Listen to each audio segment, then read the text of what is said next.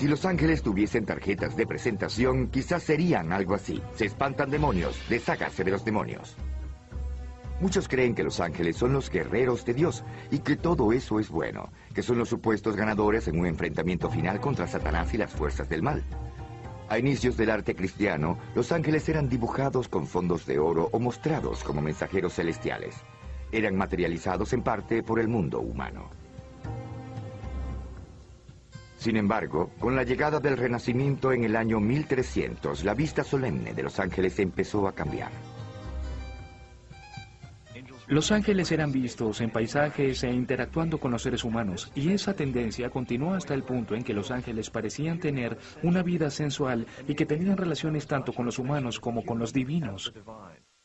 Para la época del Renacimiento, el ángel había perdido mucha de su importancia teológica y se había convertido en una figura artística. Una de las ironías en el modo como los ángeles fueron representados en contextos cada vez más sensuales es que la respuesta despertó miedo donde no había control. Y los humanos estaban haciendo el amor con los demonios, y estos estaban ante nosotros, en medio de nosotros, y corrían un gran peligro mortal de ser poseídos por fuerzas demoníacas. Durante 300 años, el aterrador miedo hacia los demonios se completó por los horrores de la vida diaria. Entre el 1300 y el 1600, Europa vivió un periodo de violencia y caos terrible. Francia e Inglaterra se desangraron debido a una serie de guerras que duraron 100 años. La peste negra causó estragos en Europa, causando la muerte de un tercio de la población. Parecía que los demonios estuvieran por todo el mundo, para tentar a la gente, para que se descarriara. Satanás estaba suelto en todos lados. Era un verdadero enemigo, y parecía que los ángeles buenos se habían retirado. El cristianismo se separó por desacuerdo. La separación terminaría con el nacimiento del protestantismo, pero para las autoridades de la iglesia de la época era obvio que Satanás estaba ganando control. La maquinaria de la iglesia y el Estado se instaló para combatir al demonio. La Inquisición se concentró en el lado demoníaco, en que los demonios estaban en todos lados, intentando alejar a la gente de Dios. En retrospectiva, podemos ver que la Inquisición estaba casi poseída por todas las fuerzas, de las que intentaba proteger a la gente todo ese tiempo. Aun cuando se desató la Inquisición y la cacería de brujas, algunos individuos estaban observando, registrando, grabando, pensando, inventando, probando y descubriendo. El empirismo, el nuevo punto de vista científico del mundo, ayudó a calmar la creencia en los demonios. Pero en el proceso, la antigua ciencia de los ángeles también fue considerada. En casi todo el periodo durante el que los ángeles aparecieron, volviendo a la antigüedad, su realidad fue algo que se dio por sentado. Eran reales en la vida de la gente que los denunció y en el mundo, pero con el surgimiento del empirismo, con el surgimiento de un énfasis en «demuéstrame», en la verificación, en la confirmación, en la búsqueda de las huellas, era un momento difícil para la ciencia de los ángeles. Durante el 1700 y el 1800 se le quitó poder a los ángeles y a los demonios.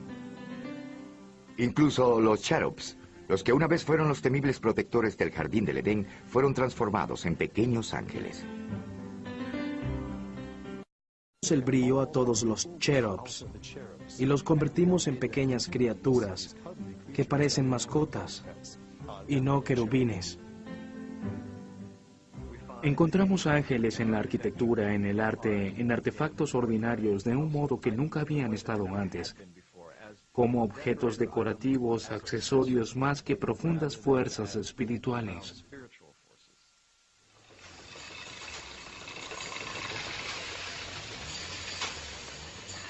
Con cada siglo que pasa, con cada avance científico o industrial, los ángeles fueron degradados y pasaron a ser irrelevantes. Cerca de la era victoriana, a finales del 1800, los ángeles eran un poco más que una postal que servía de distracción. De hecho, parece que el único propósito era encarnar la belleza más que ser divinos mensajeros o realizar algunas funciones celestiales. Incluso Lilith, el azota de los niños y de las temerosas madres durante 3000 años, se convirtió en una sensual supermodelo que llamaba la atención entre los artistas victorianos. En el siglo XX, las fuerzas demoníacas llegaron en forma de seres humanos y sus inventos. La ciencia y la tecnología demostraron ser tan eficaces como los agentes de la muerte y de la destrucción. Aún así, había episodios que parecía el trabajo de ángeles. Durante la Segunda Guerra Mundial, el cabo Dom Aquino sirvió en un ejército relacionado con un general, la tercera unidad de Patton. Sus lugares de esparcimiento estaban en una casa abandonada. Una noche, Aquino oyó que tocaron a la puerta. Abrí la puerta y había un capitán, tenía un casco en el brazo y era el diamante rojo de la 5ª Infantería y la Cruz Roja del Cuerpo Médico.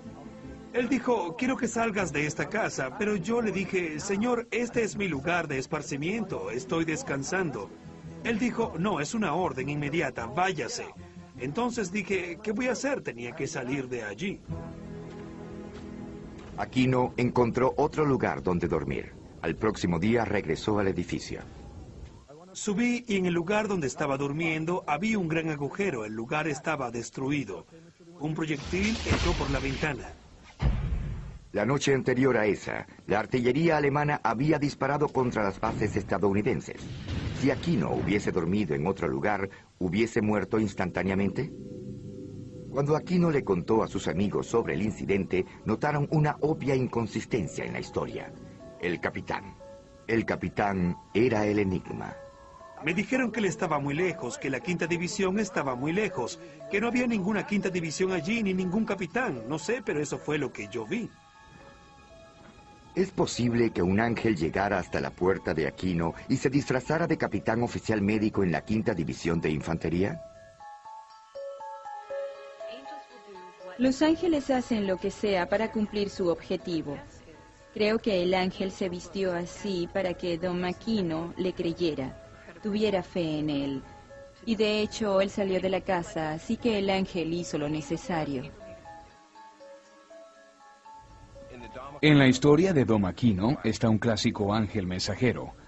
La pregunta es de siempre, ante cualquier persona, ¿por qué los ángeles salvan a algunas personas y a otras no? De hecho, allí radica la paradoja de la fe. Lo que nos proporciona un encuentro con ángeles es la esperanza y la comodidad de que hay respuestas más completas y que nos serán reveladas algún día. Los soldados estadounidenses volvieron de la Segunda Guerra Mundial para crear un mundo de mucha prosperidad y maravilla tecnológica. Pero quizás también era la última era en la que la ciencia y la tecnología eran adoradas sin ninguna pregunta. Al final, parecía que las máquinas no daban la felicidad. A medida que transcurría el siglo XX, la humanidad comenzó a desatar las fuerzas de la maldad. Luego de estar olvidados durante algunas décadas, finalmente los ángeles fueron necesitados otra vez en la Tierra.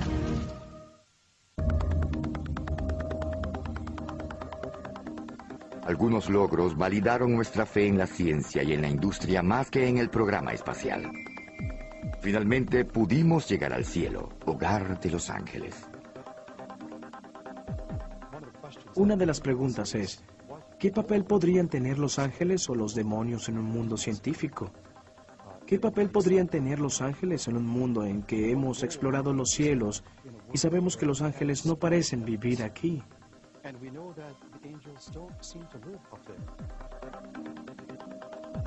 Aunque la ciencia alcanzó las estrellas, los ángeles nuevamente estaban haciendo su presencia calladamente. Una de las más impresionantes historias sobre ángeles de la época moderna surgió en Fireham, una bahía lejana en las costas del norte de Escocia. A mediados de 1960, Peter, Eileen, Caddy y Dorothy McLean sembraron un pequeño jardín en Fireham. Más tarde llegaron otros. Findhorn fue visto como un experimento en cooperativa entre los seres humanos y los reinos de los ángeles y los espíritus de la naturaleza. MacLean dice que hizo contacto con una especie de ángel de jardines que estaba en Findhorn, así como con los espíritus de las especies individuales de las plantas. Sin embargo, los ángeles de los jardines no se parecían en nada a los ángeles del Renacimiento. Para mí un ángel no se presenta de una única forma. Un ángel puede estar aquí y allí al mismo tiempo, así como la calidad de alegría que hay entre tú y yo y todo lo demás, y al otro lado del mundo como todo lo demás. El suelo productivo en Findhorn era de un tamaño legendario. Los repollos llegaban a pesar casi 18 kilogramos. Las plantas con flores alcanzaban a los 2 metros, el doble de la altura normal. Los científicos estaban perplejos. Los demás granjeros de la región no podían tener los mismos resultados. No había ninguna explicación científica aparente para el extraño florecimiento de la vegetación en esa comunidad. Sin embargo, hubo una explicación perfecta si se acepta la idea de ángeles y espíritus. Es como si la naturaleza dijera, mira, aquí estoy. ¿Cómo llamó tu atención? El tamaño de los vegetales simplemente era una obvia sorpresa para los incrédulos. Llamaba la atención diciendo, aquí estamos, ahora estamos aquí, sigamos adelante. La verdadera tarea es cómo trabajamos juntos, cómo cooperamos. Según Linfield y otros veteranos de Findhorn, las lecciones aprendidas en el jardín aún son relevantes. Sin embargo, no tengo que llamarlos, todo está aquí. Por ejemplo, si cerrara los ojos, ¿te irías? No, abriría los ojos y allí estarías. Es igual con el ángel de los jardines, igual que con cualquier presencia angelical, es el acto de oír, ver y reconocer.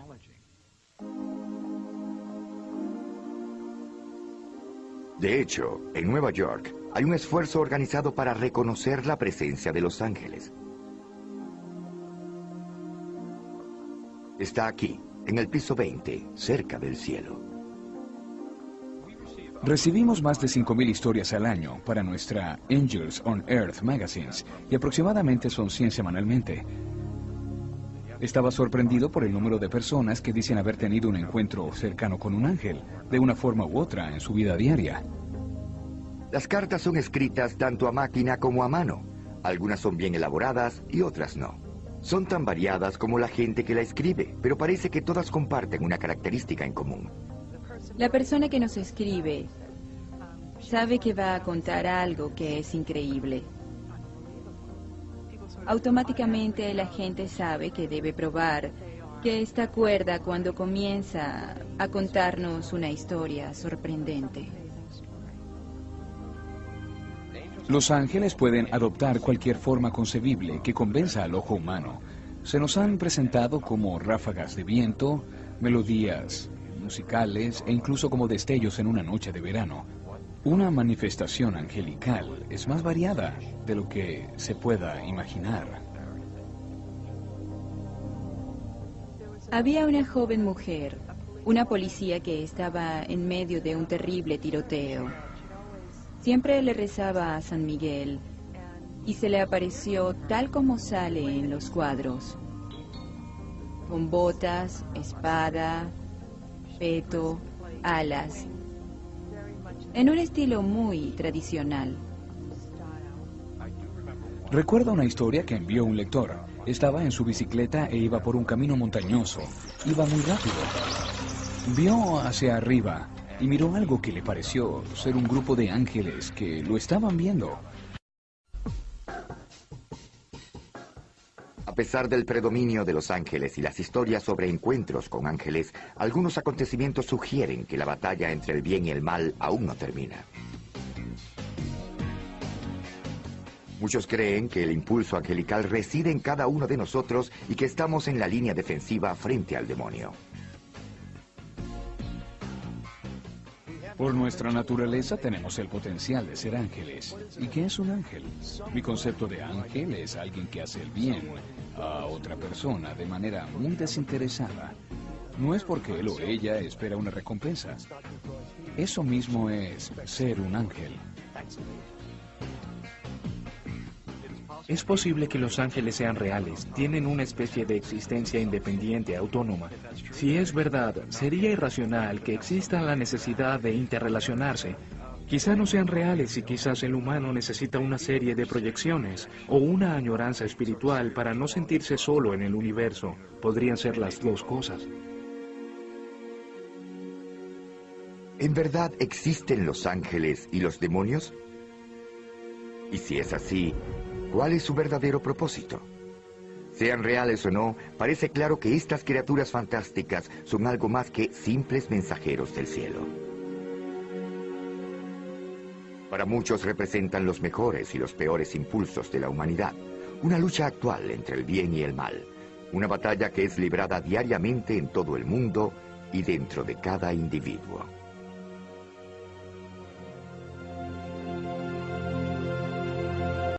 La vista solemne de los ángeles empezó a cambiar. Los ángeles eran vistos en paisajes e interactuando con los seres humanos, y esa tendencia continuó hasta el punto en que los ángeles parecían tener una vida sensual y que tenían relaciones tanto con los humanos como con los divinos. Para la época del Renacimiento, el ángel había perdido mucha de su importancia teológica y se había convertido en una figura artística. Una de las ironías en el modo como los ángeles fueron representados en contextos cada vez más sensuales es que la respuesta despertó miedo donde no había control. Y los humanos estaban haciendo el amor con los demonios, y esto...